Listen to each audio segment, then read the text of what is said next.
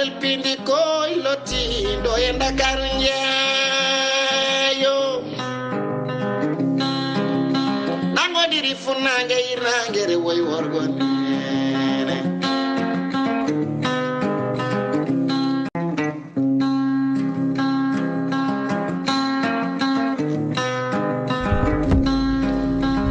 olel pindi koy loti do e Dakar njeeyo nango diri funange irangere woy worgon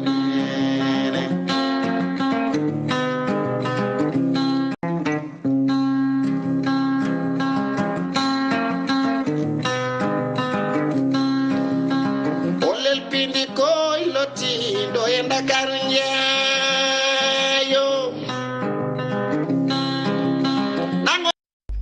tedduɓe yeɓoɓe Ayaw Pini TV wonɓe e nder leydi Sénégal ha yeɓowal leydi on calminama yinde on manama e jettoɗe sikala en garti e oɗo altine ne woni 3 lewru juin hitande ujunnaje ɗiɗi e nogas e nayyi yewtere moon Olel Pindi TV nde gowɗon wadde e kala subaka en garti kadi hande oɗo subaka Allah tedduɗo yaadude hen rédaction kala e kuuɓal hay sinno tawi taw plateau ene ɗeeɓi yettede Dia e Sow kono sikala Elhadj Bass nanɗo ma en dusdiri makko so Allahu lamɗo jaaɓi yewtere Olel Pindi TV ko yewtere actualité haalore kalko fate banggue gueɗe fina tawa haalore ko fate banggue portrait woni holio kono kadi e fait divers astuce hay ko nandi hen ma en garoye programme o so Allahu lamɗo jaaɓi eɗen bismo moni kala eɗen calmina moni kala eɗen jarno on kadi e hoolare nde jogui ɗon e télévision moɗon Pindi TV eɗen en direct e nder télévision o ɗum noon eɗen jetta bandiraɓe kala e mbaɗi kuuɓal e nden hoolare nde jogui oɗon kadi mbiye yo on jokku hormade e ɗoftade o programme télévision Pindi TV Elhadj Bass heeɗen to junggo ñaamo Elhadj assalamu aleykum waleykum salam wa rahmatullahi taala wa barakatuh Amadou Moussa Anne caggal ndu jettuɗen Allah en juule rasoul sallallah alih wa sallam en calmini yeeɓiyankoɓe Pindi TV kalteɓe mbawi wonde e gam vraiment hande kadi arde e hesɗitinde kadi on ɗon émission biyeteɗo Olel TV en batta so wona vraiment kadi ñaganade kamɓe kala moƴƴere e kadi yo Allah hokku en fartaŋe vraiment wawde yewtande bandiraɓe kene mbawa famde Elhadj ko Olel Pindi Olel Pindi Olel Pindi voilà fo gadna Olel Pindi il faut ko ɓaden sa adnani kam pindi ndi tan pindi hunde ne ngakka seeɗa donc Olel Pindi TV inchallah e Olel Pindi radio ko joni gasi mami namde hen ko heewi surtout eɗen gandi ko ɓoyani ko bisminoma gorkajo jambaro o kam mbaɗa andi wona cooso te wona jajaw no wona Thiar Saro ne ala o wona ɗeɗo jottoji foof o wona gananu kadi min nani omo haala histoire goto vraiment ko histoire baɗɗo fayida hakkude makko e commandant o ɗum ko fate banggue alhaali situation no yarno toon kono andidi tan wondene kanko ko daraniɗo haɓade guyka jawdi ça tombe bien parce que paalen koye julde taske Elhadj ma en guddidi hen hello yañgo inchallah pour haalde e guyka jawdi ndi e puis jottiriɓe gueɗe ɗe ganduɗa ɗe ko gueɗe country ɗine mbaɗa ko beela inchallahu rabbi inde nde tan cohlumi kanko gorkajo Bocar Amadou Ndiaye Demba Diallel inde junde Bocar Amadou Ndiaye Demba Diallel déjà jettoɗo ɗiɗi nana goni sara nana tawe inde nde en plus inde kewɗe noon yettonde kam ko Ndiaye Bocar Amadou Ndiaye ok tani ko noon woni Demba Diallel donc ko inde makko inde bammakko inde tani ko voilà comme no Sénégal naɓe gori no Fuutankoɓe ni surtout Elhadj a jarama ɗum noon musidɓe tedduɓe eɗen gowno yaadude hen e Halimata Dia to banggue junggo nano kono noon debbajo hande heɓaki no fewi eɗen ñagonomo Allah cellal surtout balɗe juuɗe e battane moƴƴi Hafsa Sow ma tawtu en plateau so Allah jaaɓi rubrique astuce plus avec Hafsa inchallah programme men hande koni lelorto ma en gara ko ɓoyata ko e météo du jour caggal muɗum gayra pawten hen ko actualité woni kabaruji nder leydi Sénégal e meftande kono kadi e kabaruji caggal leydi caggal muɗum ma en gar e ko yewti e portrait hande noon ari koye Amadou Malick Gaye mo ganduɗa ko sandu mawdu to banggue ɗemgal Pulaar kono kadi ko meɗo Filede Alpha en tout cas mimi andani ɗum koye portrait o gandumi wonde ko meɗo Filede Alpha donc Seydou Nourou Tall machallah donc ko jaalal mawgal hande jooɗen yewtude hande dow oɗo plateau rubrique holio woni portrait caggal mum mayen ngare astuce plus yaadude hen e Habsa Sow so tawi yettima ɗo e plateau inchallah yende actu international paaɗen hande koto Afrique du Sud wadde analysé e yewtude défaite mo ganduɗa o ko ANC woni on parti historique parti emblématique mbo Nelson Mandela duuɓi capantati caggal gardigu makko e pouvoir ne wayno parti makko fiyama e oɗo élection législative ɗum noon men ƴeew etade wadde analysé yewtude hen surtout hol janggo e hol janggo tigui mo ganduɗa kam woni Cyril Ramaphosa mo ganduɗa kam woni hoore leydi ndi oɗo saaha ɗaɓɓowo deuxiéme mandat te suɓuteɓe ɓe koko piya donc ɓe mbasi ko wiyete ko majorité absolue ɗon dokkaten bandiraɓe moni foof waynodira e bandiraɓe kono eɗen ñaago bandiraɓe wonɓe toon to plateforme ɓe nde ɓe mbaɗata commenté ɓe gadda jiyande mabɓe surtout e actualité jahowo ɓe gadda jiyande mabɓe kadi aussi actualité international ɓe gadda jiyande mabɓe surtout e Amadou Malick Gueye hélas mbiɗen fuujo tan Amadou Hampâté Bâ par ce que guila puɗɗen porté ɗi sa ƴeewi tokaraɓe ɗiɗo gaari ɗo donc minen komin jambareɓe minen vraiment minen Amadou ɗi komin jambareɓe en tout cas Amadou Malick Gueye ko jambar Amadou Hampâté Bâ aussi Amadou Moussa bon jambar e dow Halima en e dow sar ɓe so e jajaɓe foof ɗum noon hélas ko noon a weltanama ko ɗum woni programme men ko jogoɗen yewtude e oɗo subaka altine hannde siftinde gonɗen ko en direct e plateforme meɗen YouTube télévision joni en mbiyat to banggue régie Oumar Diobbo Sow yo hemnu en jingle météo du jour.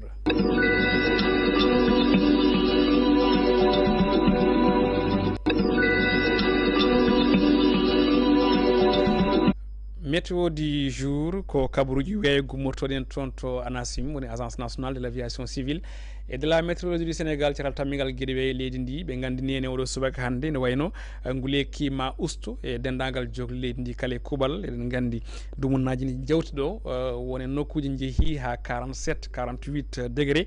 kono noon ɓe kabri wondene oɗo ñalawma altine hannde ma ɗum usto saabu maximum o woni température maximale tawate koto diwan mbo rewo leydi Sénégal ko wayno Matam toon ko 42 degré en tout cas ene saɓori par rapport e capanɗe nayyi jeetati teskanoɗe e balɗe o kono ɗum ko to banggue Dakar finɗo ko nogas e tati ma ñalde nogas e jeetati ɗo Dakar nami mbiyata ngu ene wuuli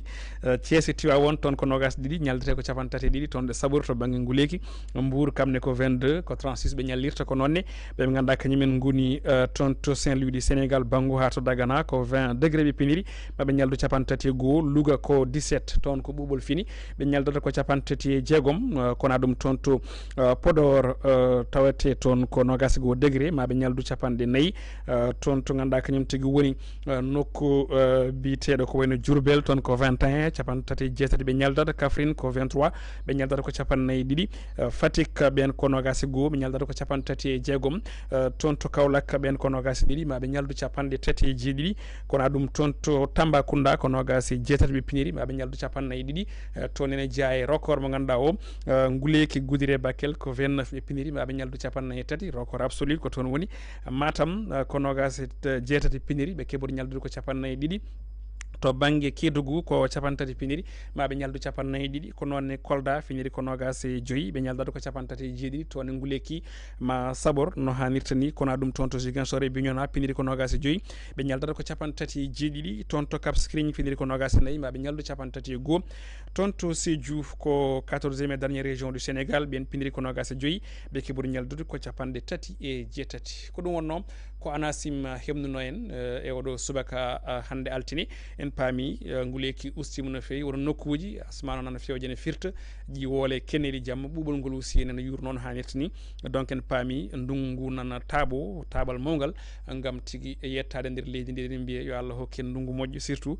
kamɓe ANACIM noon eɓe kewi wadde prévision woni rentinde bandiraɓe andin ɗumen wonde ko jogor kewɗe koye 24 heures walla ni e 72 heures woni balɗe ɗiɗi ha balɗe tati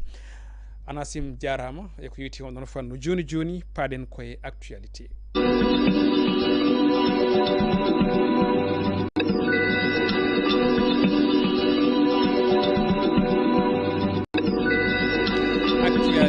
invité eɗen kewno yaadude hene Halimata Oumar Dia kono noon mbiɗen ni débatjo hannde wona pocciɗo no feewi ɗum noon eɗen ñagonoma Allah cellal e balɗe juɗɗe batane moƴƴi puɗɗortoɗen to banggue actualité oɗo subaka hannde koko yiwitiyeɓe en hajiyankoɓe leydi Sénégal tawi ko fonnoɓe yaade toon to makkatal mo karramo ene wayno tan kono noon ɗum waɗi retard seeɗa woni woodi ko ngakki hen ha tengti to banggue toon to aéroport Dias e on ɗon Air Sénégal koye on tuma noon kanko jagoɗo tambiɗo gueɗe ya gara less kame to e gueɗe yaha gara mbiyen weeyo hono El Hadj Malick Ndiaye waɗi point e ko yetti on ɗon fannu o holliti tan wondene ko laana goto tardi hay ɗum ni on ɗon ayre 9 ko Air Sénégal wanno ɗum loué kono tan de lelni ɗum koɓe jettaki law ɗo e Dakar e on tuma noon e wiide makko laade jeeɗiɗi déjà puɗɗima yaade toon to makka enen nawi ko tolni ujunnaje 3 e temedde joyo tawi ko hajiyankoɓe wiide makko noon ina wayno laaɗe ɗiɗi goɗɗi ma dia tawi luy ɗum ko Air Sénégal e oɗo altini hannde kanko jagorɗo noon o andini wondeni kan laana tarduko jibini ɗiɗo gulali nam kono yo hakkillaji ɓe deej saabu laamu ngu ma ƴettu ko yewti ko ha joni e sembe mum e mbawka muɗum walliddeɓe to banggue koɗorɗe e ñamde ha kay e oɗo altine hannde kanko jagorɗo noon ɗo haalat ɗo ko ɗon ɓen hajiyankoɓe kañumen cuuten konngudi kolliti metti mumen e ko yewti e fannuji ɗi kabri wondene ñagade lamɗo o hono Bassirou Diomaye Diakhar Faye nde walla taaɓi waɗa ko wiyete ko appel d' offre joni joni o beele eɓe mbawa hebde ko wiyete ko e laaɗi ɓe mbawa diwde ɓe tindo toon to makkatal mo karrama kalen eko yewti e oɗo brigade mo ganduɗa ko territorial mbo Foundiougne kañum tigui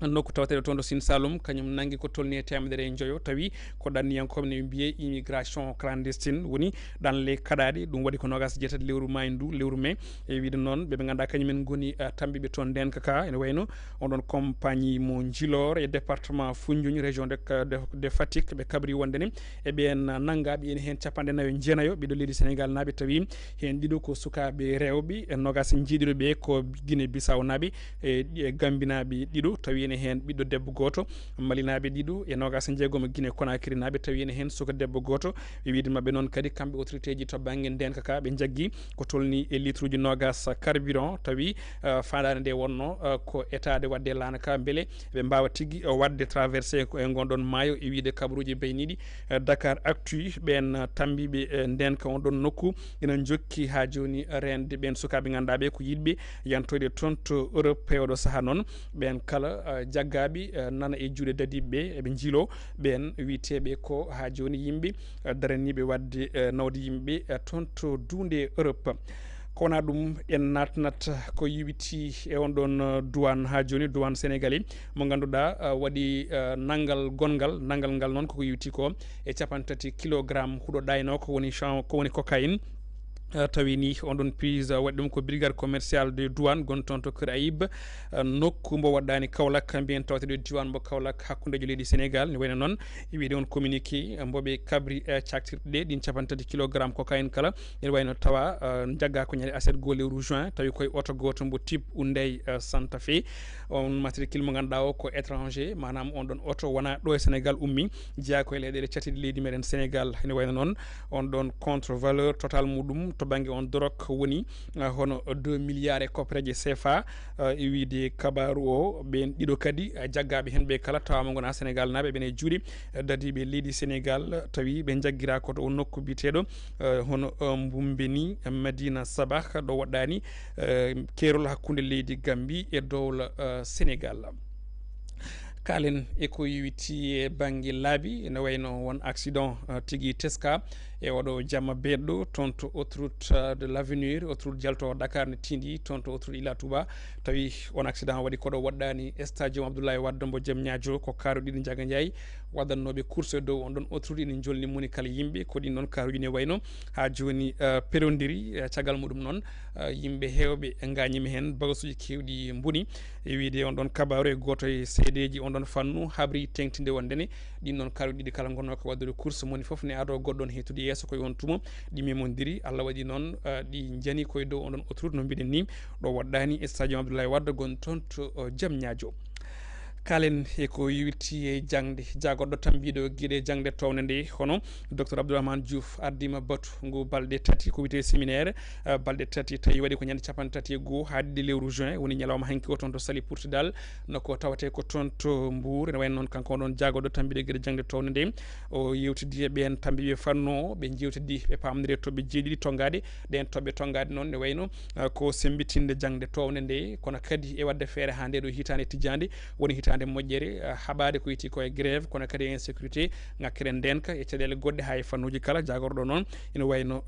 holliti sifde ko tolni e toɓɓe jeeɗiɗi tawi ɗen toɓɓe kala ko toɓɓe jogorɗe ɗowde jangde towde leydi men Sénégal kono ɗum haade men yaade toon to caggal leydi en garat oɗo altine hannde to banggue ñawore tati lewru juin e nde hitande nde wayno tan ko ñalawma gonga e gonga ñalawma décisif wonande Bah Diakhaté activiste ɓattiɗo coalition Benno Bokk Yakar jaggonnoɗo ɗi dumunaji jawtuɗi tawi ni on ɗon activiste tuma ko sudde konnguɗi fewde jagorɗo guendi woni ministre public tawi ɗin konnguɗi ɗi suuti o fanno ɗum koye hoore jagorɗo Ousmane Sonko ɗin konnguɗi noon ne wayno tan saabinoma hawo jagga kono kadi toon to woni nder kaso ko toon o heeɓi kadi plainte goɗɗo ummorade alhaali Babacar Mboup e siftin noon kanko Bah Diakhaté ene wayno tan o waɗino e aljuma ɓennuɗo o ko wiyete ko retour de troisiéme de retour manam toon to retour troisiéme de parquet mbiyen ne wayno noon ko oɗo altine hannde o jogori hutodirde procureur de la république délivré on ɗon projet kanko imam Ndaw jogori wonde koye oɗo altine hannde tawi koye ñalawma he walla ni sanga hakkude ñalawma woni midi nangui 13h kabaruji caggal leydi Sénégal nawaten ko toon to Afrique du Sud ene wayno caggal nde ɓe mbasi majorité absolue toon to assemblée nationale woni kamɓe wiyeteɓe ANC on kan landa wonka e pouvoir e o saaha hannde ngun laamu nana yiiɗi fewjude ko wiyete ko coalition beele wawa tigui subtade Cyril Ramaphosa ene wayno noon ko ɗum historique manam ko ɗum tarika ganni saabu guila 1994 nde kan landa ari pouvoir e gardugol Nelson Mandela ka meeɗano wasde e sumgoji batteɗi toon kono de ɗum laatimi e oɗo week-end saabi noon e oɗo saaha hannde namdi ina goodi e fewde e Cyril Ramaphosa beele wona vote sanction memi on ɗon hoorejo leydi biteɗo hono Cyril Ramaphosa toon to Afrique du Sud payen toon to Congo Brazzaville toon ene wayno ko hoorejo diplomatie dow la Russie Sergei Lavrov kañum tigui yetti toon e oɗo ñalawma hannde yindiri e Denis Sassou Nguesso tawi fandare noon gonɗon jillu makko ne wayno koko fate banggue yewtidde hol peeje daɗɗeteɗe ha jaam arta toon to leydi Libye ene wayno noon kanko oɗon jagoɗo tambiɗo guiɗe caggal leydi dow la Russie hono Sergei Lavrov ene wayno tan o yehino toon to leydi Congo Brazzaville e lewru juillet hitande ujunnaje ɗiɗi nogas e ɗiɗi tawi noon foof rewɗa ɗon ko haalde ko fate banggue hono ɗen caɗele leydi Libye safrate e on ɗon tuma noon kanko Sergei Lavrov mawo yewtitta e on hoore leydi dow la Congo Brazzaville hono Denis Sassou Nguesso guddirten ɗin kabaruji caggal leydi koko yiwiti hewɗo debbajo nane inde makko wiyete ko Kolodia Seyboum kanko tigui fooli ɗin sumgoji ɗi ganduɗa ɗi ko sumgoji présidentiel toon to Mexique ko ɗum tarih historique saabu ko ngol woni lawol garnol ko debbo ene ardo ko yewti e ndin ɗon leydi kanko candidate gauche e pouvoir o Kolodia Seyboum ne wayno tan o ari o fooli ɗin sumgoji koye koppolgol jañgol tawi o fooli hen e oɗon dimanche toon to Mexique ko debbajo goɗɗo mo waddanno e ɗin ɗon élection ngaji présidentiel hokkiɗi kabaru noon ko ɓen ɗon commission mo ganduɗa wiyete ko institut national électoral woni INE holliti wonde on ɗon debbajo biteɗo hono Kolodia Seyboum fooli ɗin sumgoji présidentiel guddirten seetan e meftande koko wiite coftal balli to banggue kabaruji meɗen eɗen gandi Real de Madrid ƴetti 15e muɗum Ligue des champions woni sappo e joyyi ko ɗum record meeɗano yiyede to banggue vraiment club aji Europe Real Madrid noon ne wayno ƴetti on ɗon 15e muɗum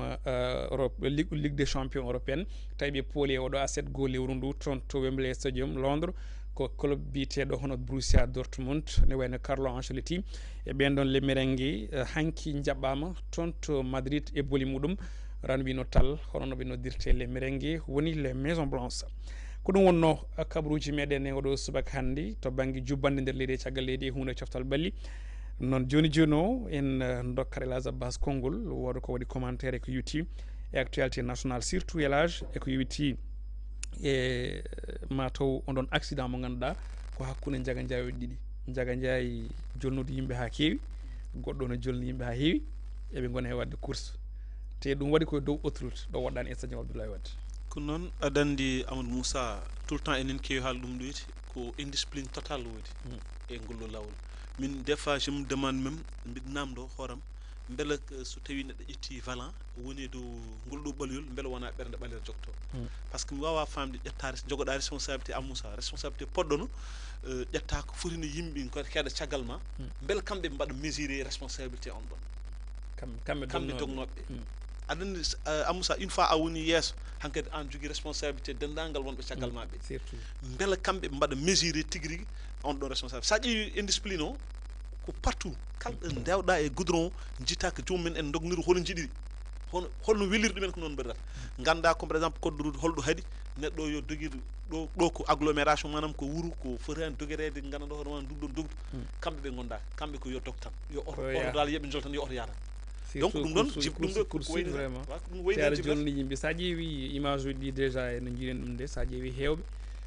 no gañite ko mawɓe goni hen ƴiƴe meƴƴe mumen partout c'est vrai ala mayɗe hen taw kono waɗi gañiɓe vraiment gañaɓe cattuɗe ko hunde musde so tawi ko Allah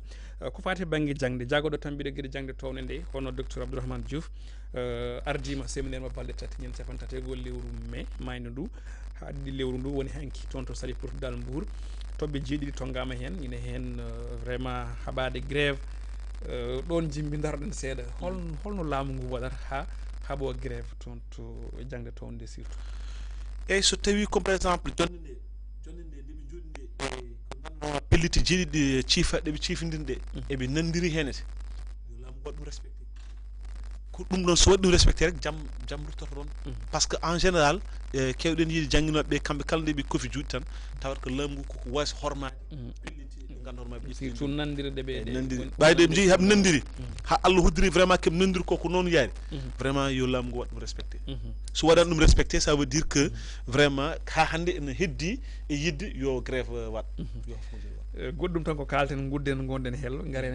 e holio ko alhaali hajjiyankoɓe déjà an Allah hokkima fartangue yaade toon to Makkatal Mukarram sikkela mbiɗa sikki ndewɗa mataw ko Diass walla ndewɗa ko Yoff aéroport Yoff ndewda e on tuma donc en jii laana Air Sénégal ko ganduɗa compagnie luwino no wiiri jagorɗo luwino laana goto ko wiyete ko Air 9 mais Allah waɗi kan laana yettaki law Dakar te hewɓe hijjiyankoɓe keɓano yaade ɓe goni hedde ujunnaje ɗiɗi je pense haysen tawi jagorɗo wi ko fuɗɗi yaade ko woni ujunnaje tato e temedde joyyi holno mbawɗa jangguirde vraiment retard ko fate banggue ɓen hajjiyankoɓe fotɓe yaade law toon to Makkatal Mukarram ko ɗum erreur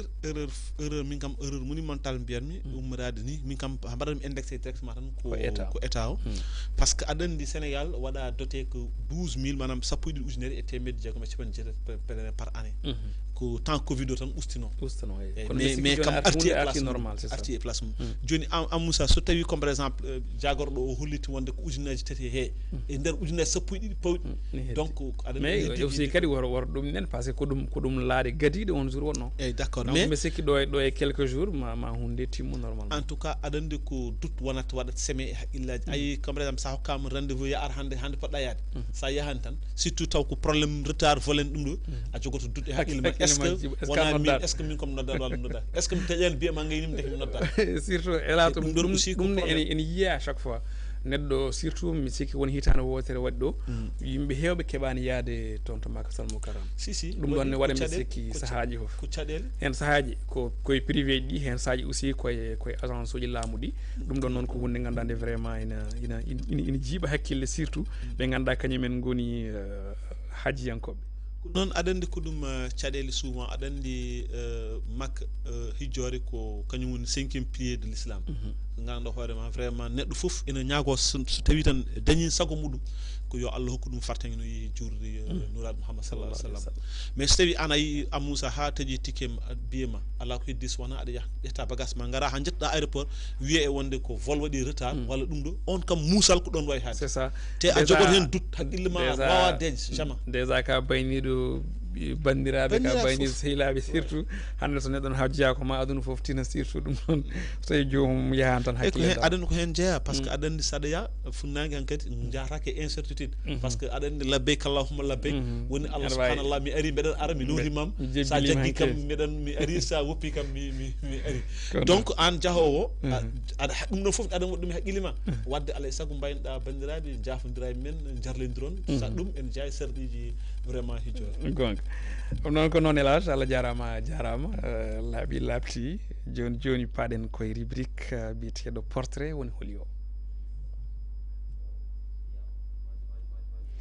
holi o ma en gar joni e jingle inchallahu rabbi ɗum noon en attendant eɗen mbiya wonɓe toon to banggue télévision surtout ne mbaɗa commenté ma en garoy janggude e commentaire mabɓe so allahu lamɗo jaaɓi inchallahu rabbi surtout ɓe gadda jande mabɓe ko yewti actualité ko fuɗɗi ɗo ko haalede surtout vraiment surtout hélas mbaɗa lance aussi ɓe ganduɗa kañumen goni yimɓe yiɗɓe football ɓe holno ɓe jiiri équipe Real de Madrid o beele Real Madrid tan kadi en Ligue des Champions foti wiye tan ko yo wi Real Madrid yitte Ligue des Champions parce que en tout cas min personnellement Real wona équipe am ko auto bangue komin hoddiɓe komin habdiɓe surtout minen komin katalonnaɓe kono noon vraiment no Real wayni Real ne weeli supportude élage kono koye wade noon mi eggani en tout cas mbiɗen ha joni Barcelone kam yo yimɓe gandiri hon noon eyyi kono woni Real waɗi ɗum welde supportude par ce que ɗum ko équipe coupe quoi ko équipe coupe kala compétition mo sa selaki waddude mabɓe tan senaki ayata caggal supporter Real ɗi ɗon hannde mbiyata kene murta en tout cas min tan joɗaɗo ɗon mboɗo hokko on ɗumninde kono ɗum noon so tawi jingle paari paranto joni wadde ma taw en essato yaade directement sans jingle ɗum noon technicien men woni toon to régie paari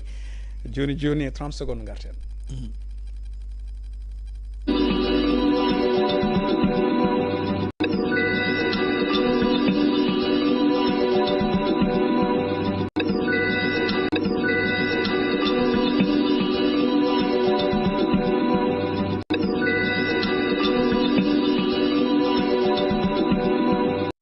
portrait woni holi o no jiirɗon ni e on ɗon ngel ɗon jingle ɗum noon en beltanimaɓe kamɓe naggam ɓen toon to régie hélas jingle ko an mandan wiyatno portrait ko an o arantene hen holi o hande kadi ko holmo gadduɗa so tawi nane mi haalini inde nde mi deftana en hen bandiraɓe kadi mbawa eyyi hande kadi garɗen ke Amadou Malick Gaye gorko mbo Dunguel mo gandanɗa hoorema vraiment tabarkal machallah daranima non seulement Pulago mais daranima kadi kala ko gandanɗa hoorema ko ɓamtare surtout leydi Sénégal par ce que gorkajo non seulement o yeehi caggal leydi kay ɗaɓɓotoyde gandal non seulement ko ɗum ɗon tan nawnomo toon mais ndo yeehi toon o faami tigui rigui alay saago yimɓe ndenta gona neɗɗo goto surtout noon haɓanade pulagu haɓanade ɗemgal niniwal gam vraiment wawa développade par ce que neɗɗo o a wawa ɓamtade gaga ɗemgal ma yahani so yeehi tan an e hoore ma a ɓamtoto gam jañoɗen e on ɗon gorko ganden holi kanko Elhadj Abbas waɗni en hen cimtol woni portrait jehen garten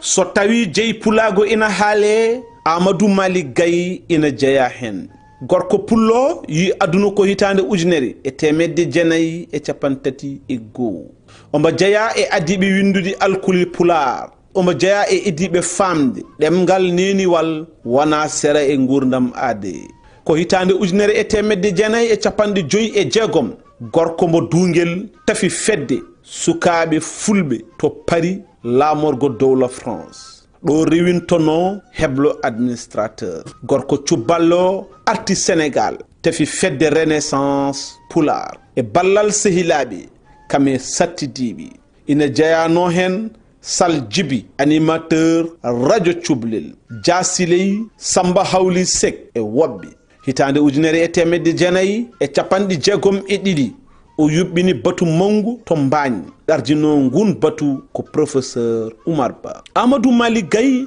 ko baɗannoɗo politique dumbama laaɓi limtindi e laamu Senghor kame wuldu dadda kono ɗum feera dillinde ɓoggi ɓernde makko ɓi Dunguel naajo ko joom ɓernde yajde wonno ina famɗi e guri Fouta ɗo nawani ballal guila machine aji boyli akkame sardinaji ɓi dungel najo ko kañum tafi PIP programme intégré de Podor ko kanko tafi ISE ngam faabade ɓen ɓe juuɗi mumen keedani caggal gorkajo ruttima e jomum ina darani fulɓe mette hare lumbinonge hakkunde Mauritanie e Sénégal hitande 1989 Amadou Malick Gaye ɓami pellital daranade ɓen fuutankoɓe ittaɓe e diwanuji men ndeke nden darde wonno ko mbaynigo caggal ndo waali wuro makko dungel o fini o yaɓani galoyo ke lawol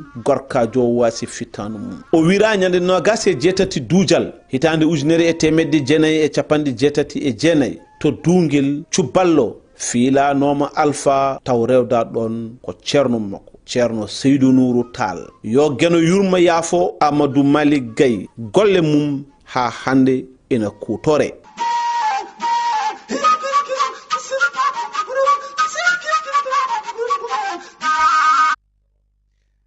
wonno ko cimtol portrait Amadou Malick Gaye en tout cas ko portrait riche très riche Elhadj Abbas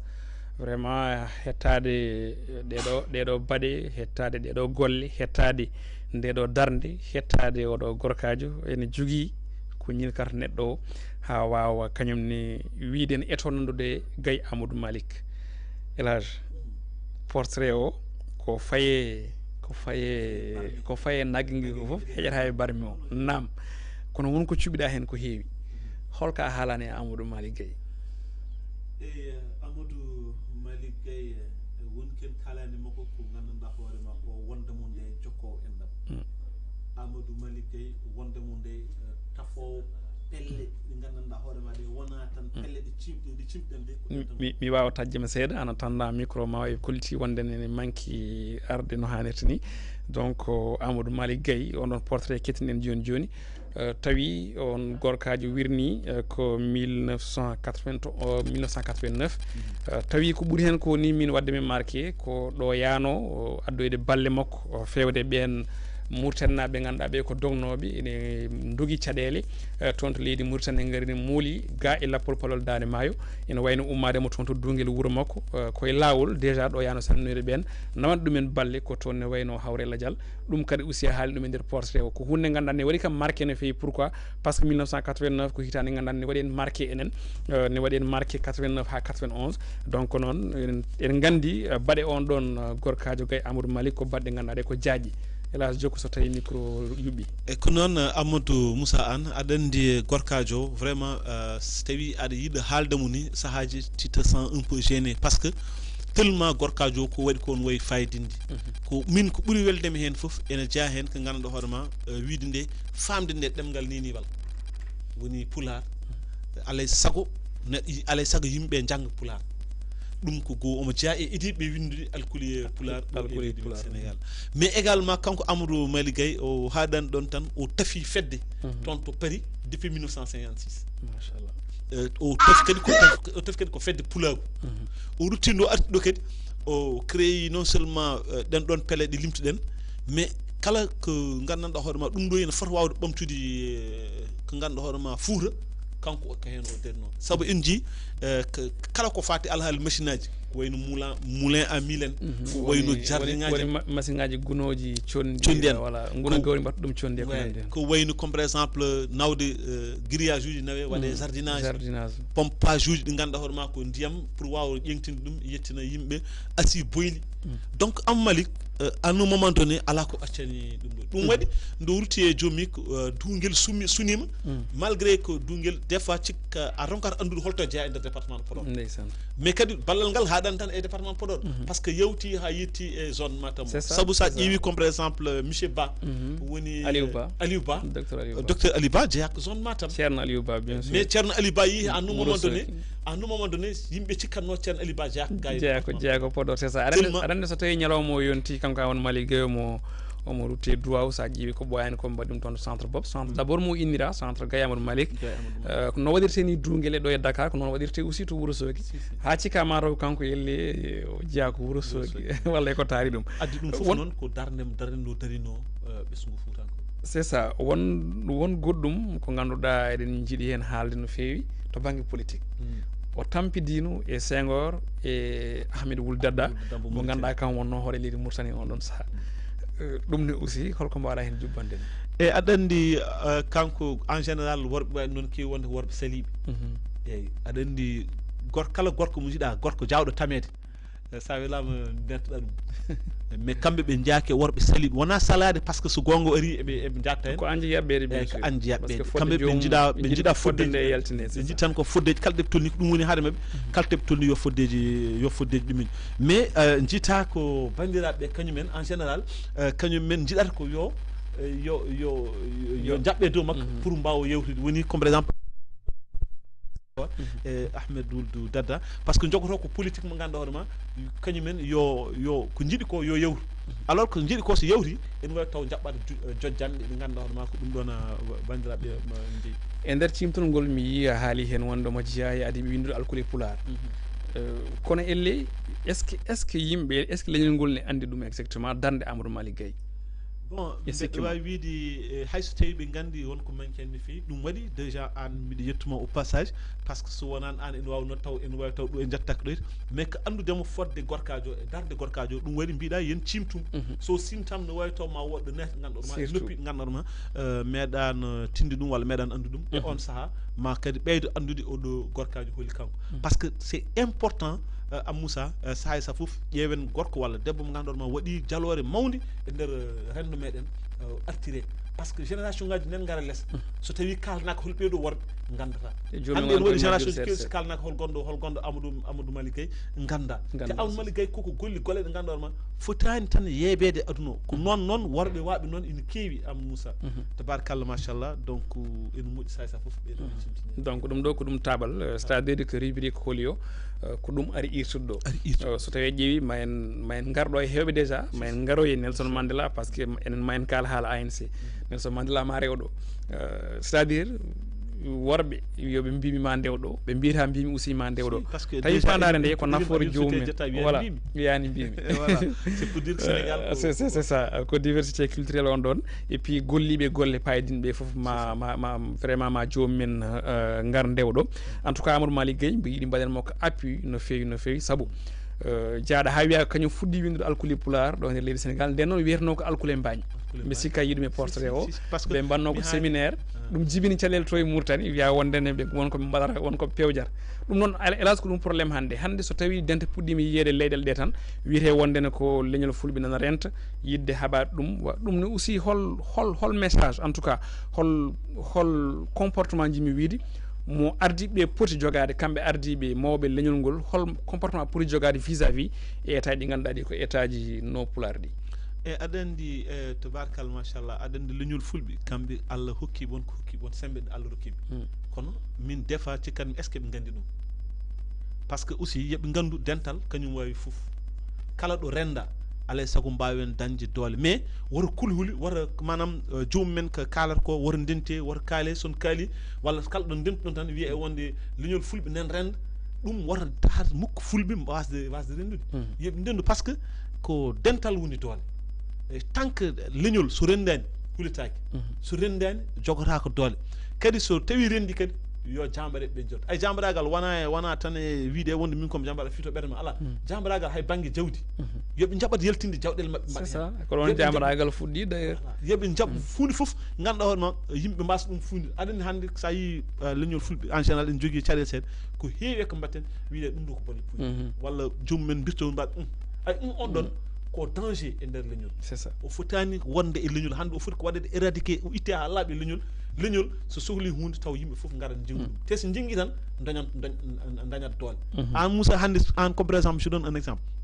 hande ɗo gonɗa ɗo sa dolnama tigui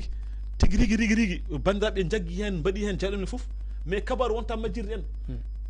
kala ɗo kabaru wawi wonde nder aduna o ma waw yaade jiiloyɗa ɗum gadda poids sur la table yimɓe ketto ɓayde ko pular laaɓɗo ceeɗa yimɓe kaala wata ɓen ko fotɓe wallede eko nandi hen eko nandi hen c'est ça ko noon Elage a jarama e nden toɓɓere yañde vraiment rubrique holi o portrait haadi men e portrait so Allah jaaɓi ko alkamisa paaɗo inchallah e sagata goɗɗo e goɗɗum ko jiɗɗa hen ɓeyde ko woni aɗa nana a dañin haal ɗum woni kanko ko almudo justement ɗum nene jeeno woni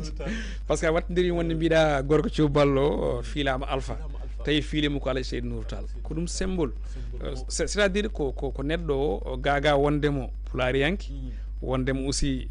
jaaru to banggue tubankiri jaaru to banggue politique jaaru to banggue économie jaaru to banggue solidarité entre aides par ce que mo kanko tafi ICE ICE bien sûr on ɗon union de solidarité entre aides woni nden fedde nde ganduɗa nde kañum nangodiri gam wallude ɓe ngala doole donc aussi kadi ko ɗum yaademo nde yiilade wallu ballal ko hen o wasitanmo c'est ça ndeysan o yano ko nawande balle loriɓe laamu mawya to banggue Mauritanie voilà ko hen gorama sanki c'est ça ummademo dugel fewde nokkuji won ko toon hawrela dial donc o filama alpha ɗum est ce que ne heewe gay walla sar e aɗa andi ko ɗum ni ɓeydini wiide e wonde gorko cuballo a waɗi précisé waɗi wiide gorko cuballo filama alpha en général heewi wiyete tan ko subalɓe ko to banggue maaye ko toon ɓuuri heedde e ko nande hen mais ko addinimo ko fiilede alpha bon enen ciftoren Moussa Boukary par ce que ko windi yanki te windi e ɗum ɗo mais kanko gay Amadou Malick Gaye ko addani min ko suɓade wiidemo nde o fiilama alpha te fiilimo ɗum ko ceerno goto e seedeɓe Fuutankoɓe ceerno Seydou Nourou Tall mo ganduɗa hoore ma fota barka ko waliyallah ko haala e mum ko e waliyagal muɗum e foof muɗum vraiment no wayi yuɓɓudi e ɗumen donc so on fiili neɗɗo alpha fitti ko on neɗɗo ko neɗɗo baɗɗo fayida très bien e ko ɗum noon tan addanno men vraiment wadde appuyé ɗum ɗon pour hollide vraiment fayidagal gonnogal e oɗo sagar mo ganduɗa on ma wiyete ko Gaye Amadou Malick kono mbo dugel ɓe mbiyatnoma ko mbarodi dugel machallah kala inde nde o rokka to banggue sembe omo handi hen saabu darde makko ɗum ɗo ko hunde jubbande e gurdam Gaye Amadou Malick e on rubrique holi o elage jubben e gurdam goɗɗo mo ganduɗa ko jambaro en kaali fuɗɗode nde o darani ko haɓade guyka jawdi e nder diwan makko Fanle Podor surtout e région de Saint-Louis e localité ji goɗɗi d' ailleurs je pense on ɗon gorkaji noon kanko wonno koɗoma nane e olel Pindi radio inde nde tan ciftinta min gami Bocar Amadou Ndiaye Demba Diallel Bocar Amadou Ndiaye Demba Diallel Bocar Amadou Ndiaye Demba Diallel en tout cas ko en tout cas ko gorko jambar vraiment jambaro mawɗo no feewi tugnade e konnguɗi makko nane ɗe keɗimi ɗi kanko o darani ko haɓade guyka jawdi askara wawi waɗande résumé holko tagimo ummade e holko saabi aussi omo jokki ha joni nden ɗon haare e Amoussa aɗa andi kanko gorkajo o wiyete ko Bocar Amadou Ndiaye Demba Diallel aɗa andi ko addinimo darade par ce que o holliti vraiment Amoussa jambaragal ne heddiya hannde o holliti wonde nguya ene teskano e leegal mabɓe hande a finat tan to jeeya guuri ko Fanaye ko Fanaynajo Fanaye ndoro galle Allah ɗo Allah jogui galle ɗo Allah jogui ɗo galle machallah kanko omo jogui noon quartier goto wiyete ko Sori ko toon o ɓuuri jeeyede joni noon leegal ngal teskama hen sa foof jeeya wuyɓe gar tan jaade sefere aɗa joguino sefere beyi walla bayi tan wuyɓe jaade tan melew hay goto on tawi majja joni o wi ɗum ɗo ko amdade yimɓe yo jogo jewɗi men tan a joɗɗo tan haɓɓoy tan sagata ummoto an ne ha pewda few tan sagata ummo sagata gummoto tan gara ƴettanaw ɗum wawa wonde o noddi poto e wuure he leegal ngal ɓe kolliti wonde so tawi nguɗo bato noddama hol darde poti darade o haalniɓe o hollita jambaragal makko henete kono Amoussa tawi tan ko haal Allah gorkajo ko jambar ndo tafi konungu yeehi ha ɓoy konungu wone lawde wone yaaji ha yaaji hande vraiment yaaji hande e nder commune mo Fanaye mais également ko konungu ganduɗa hoorema jokkodir ko au niveau national par ce que en waɗi pelle goɗɗe ɗe ganduɗa hoorema hande kala ɗo nguya wawi wadde mabɓe nottum ɓe tintinamo e won ɗum ɗo soɓe neldimomo jelde nde tan kanko hankkadi o ɓornoto paɗe makko o yawa ina hawni ha wani Allah te ko kawis Amoussa sa wiyama ko sa hollamum a wiyama oɗo woni jambaro mbiyata ko wawa wona oɗo par ce que oɗo golle mayni tin wona oɗo par ce que to banggue sembe par ce que hélas jambaragal aussi koye ɓernde jambaragal koye ɓernde je pense e ñalomaji gariyoji ma en mbaɗmo ɗo invité si parce que so tawi wona e Fouta o woni so tawi ko Fouta woni plutôt Fouta o woni mais sen jiiɗi o ara sen jiiɗi o ara o arat justement donc plateau ne uddirnimo sen jiiɗi o ara o arat koye dendagal woɗɓe waɓe hono makko en dilloɓe fannuji goɗɗi plateau ne uddirni ɗumen ma en ngar ko ɓoyata e commentaire uji bandiraɓe fuɗɗiɓe arde no fewi vraiment yimɓeɓe gowɗen yiide commentaire uji mumen vraiment kamɓe jiiɗen ɗo henna en jarniɓe kamɓe foof e mbaɗi kuuɓal oɗo heure so yonti noon ko rubrique astuce plus yaadude hen e Hafsa Sow kono noon Hafsa mataw yettaki taw ene gasa tawi jagguimo ko embouteillage Dakar donc joni joni namdoto jingle garen e ko yewti yande actu international tawi paaɗen ko toon to Afrique du Sud ɗiri funnangue irnanguere woy worgonde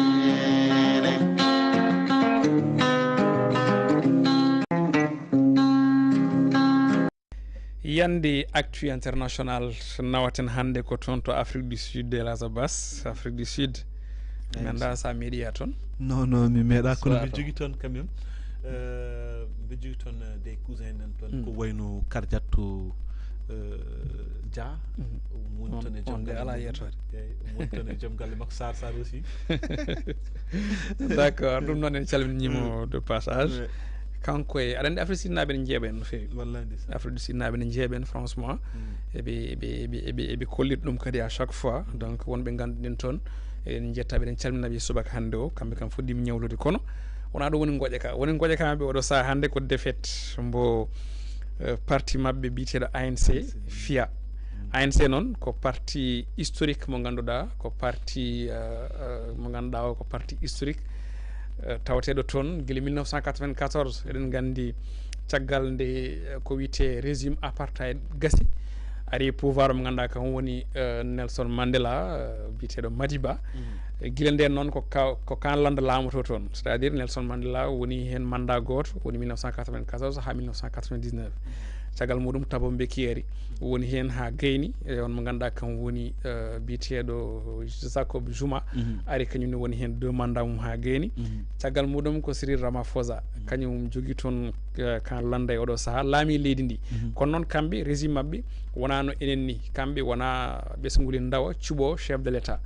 ɓesguɗi ɗi cuuɓoto ko député ɗi dutto cuuɓo chef de l' état donc kulhul ɗi goodi wonde par ce que kamɓe ANC ɓe mbasi majorité absolue toon to assemblée nationale woni kewede timmal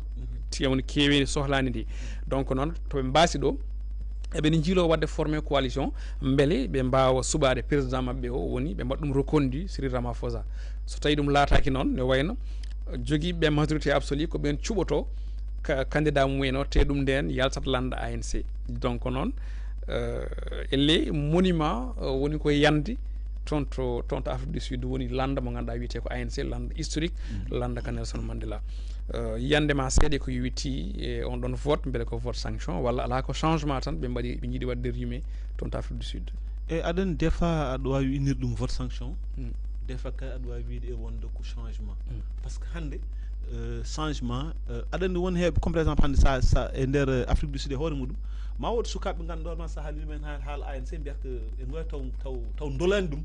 taw dolani darde ANC par ce que jaadani mabɓe jaadani rythme o no hanirtini hen donc ce qui fait que maintenant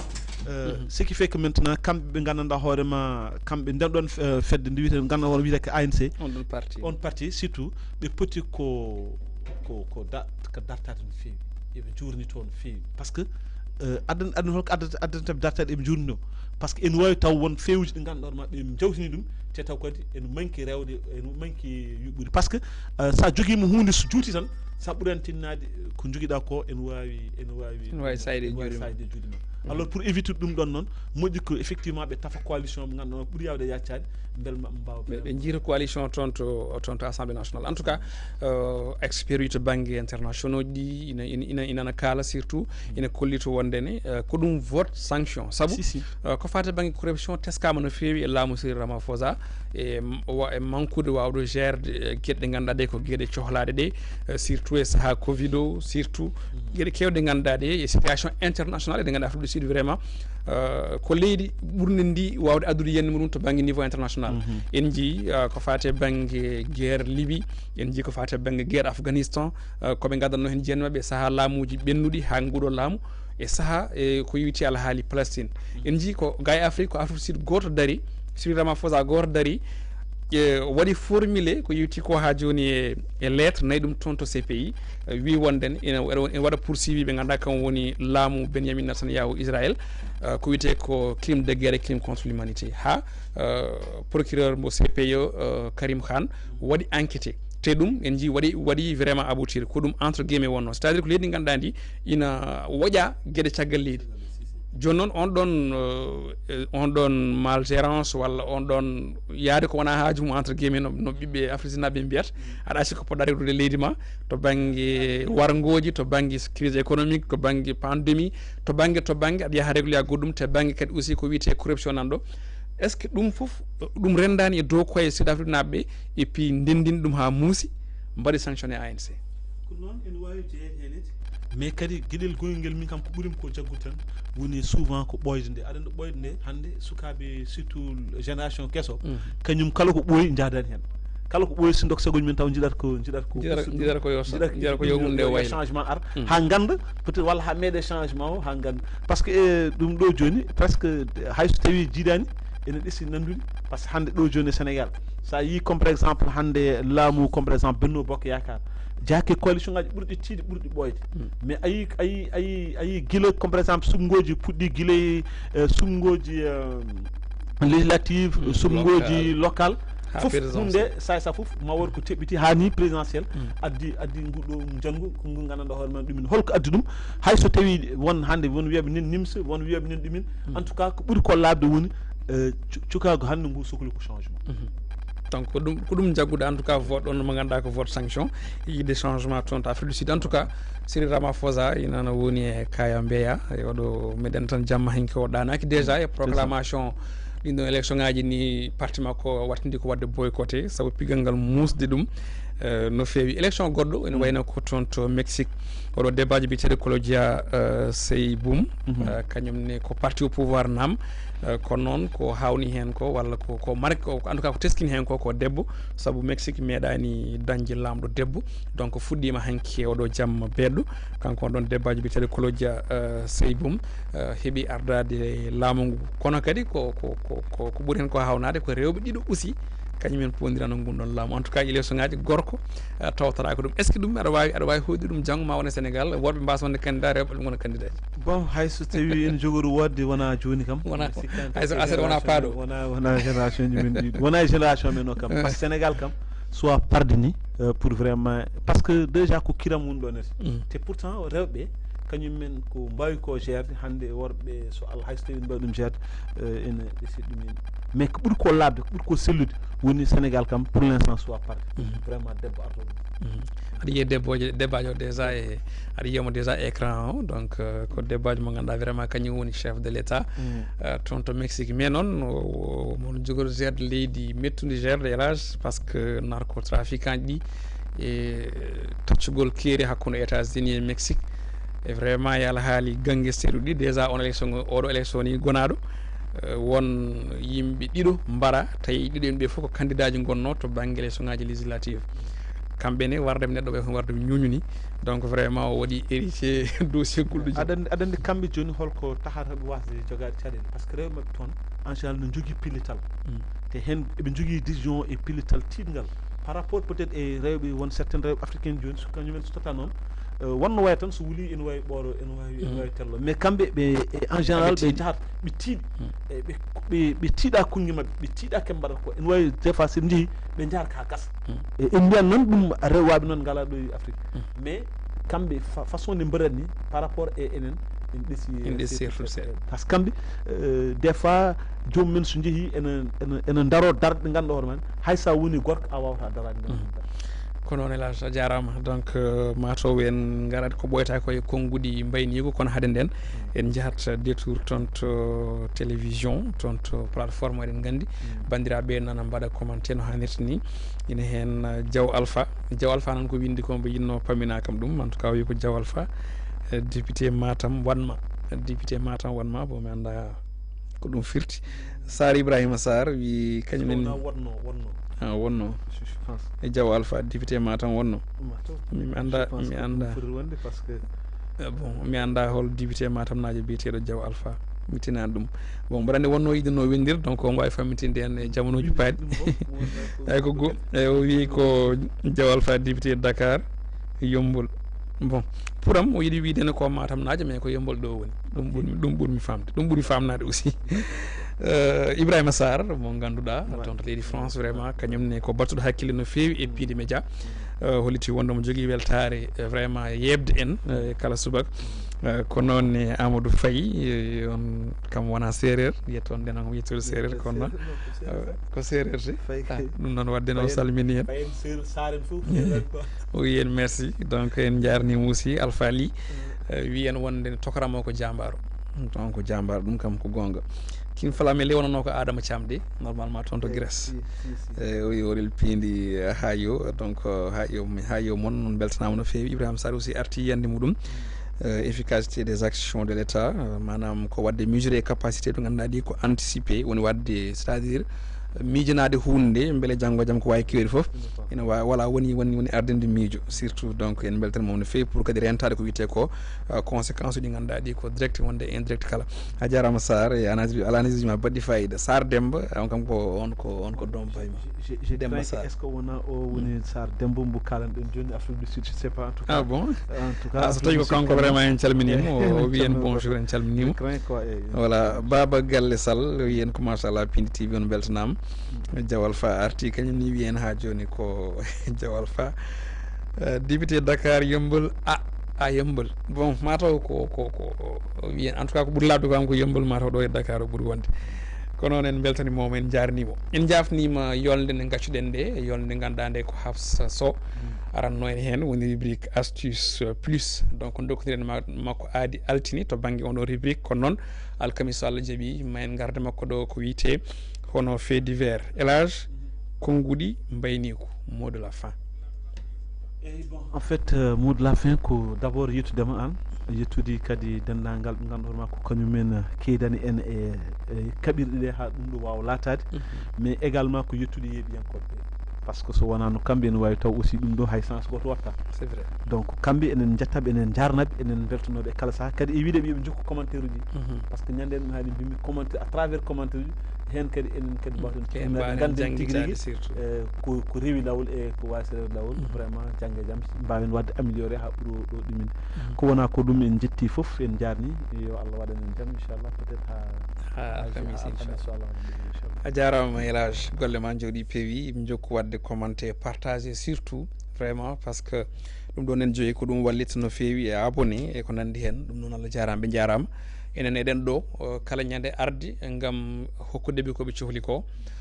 pour l'instant yewtere nde ko balɗe ɗiɗi e yontere nde kono ma jamanuji garoy so Allah jaaɓi maɓe jii yewtere nde ñande kala inchallahu rabbi saabu technicien ɗi ne darni ɗum kono kadi mawɓe galle ɓe darni ɗum so Allah jaaɓi inchallahu rabbi e pawguɗo woni haalimata eɗen ñagonoma Allah cellal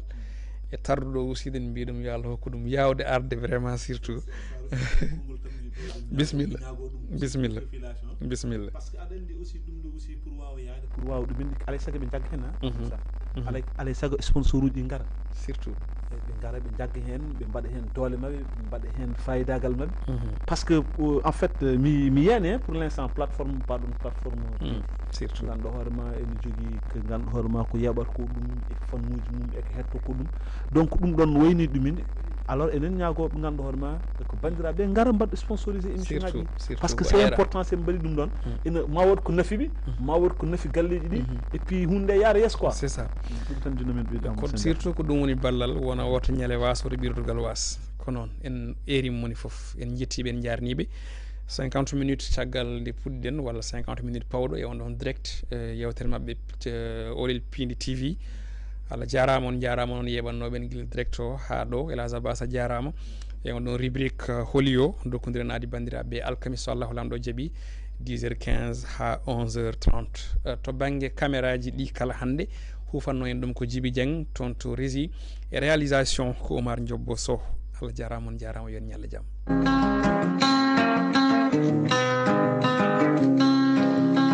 Oɗel Pindi koy lotti ɗo e Dakar jeeyo nangodiri funnange irnangere woy worgonde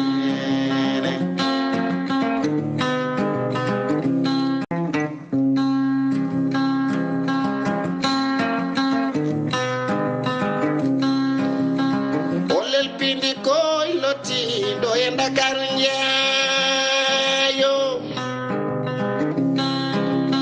nangodiri funange irnangere woy worgonde